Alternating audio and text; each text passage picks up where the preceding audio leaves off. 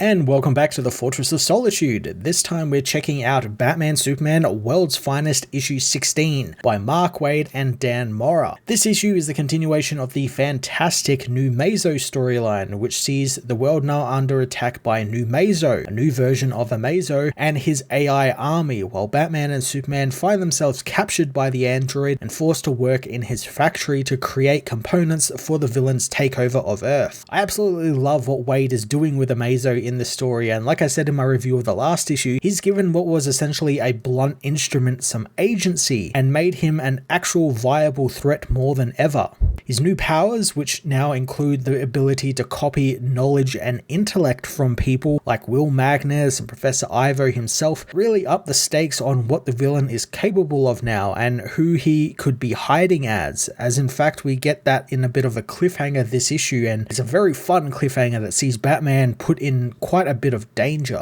Waid has also developed the story into some extremely relevant takes on AI in society and how more than ever we see AI controlled cars on the road, they're in our phones, the houses, everything has AI in it or some form of AI in it. Not to mention the creatively bankrupt using it to make quote unquote art, or movie studios using it to grossly bring back long dead movie stars to star in box office bombs with Ezra Miller. It's kind of cool that this story just developed into what looked like it was going to be a murder mystery into, AI is now copying these people and sort of taking their jobs and taking their resources. And I like that Waid is exploring that in this type of way with all these different heroes and villains getting involved in the plot. There's also this sort of take on the sci-fi classic story Soylent Green, with New Mazo taking control of people not to use as slaves, but to melt them down and turn them into their base elements and reuse them in his machines and armies. It's a really terrifying plan and a fittingly cold one for a machine villain, and Waid doesn't shy away from detailing all of this out to us and to the heroes. Again though, I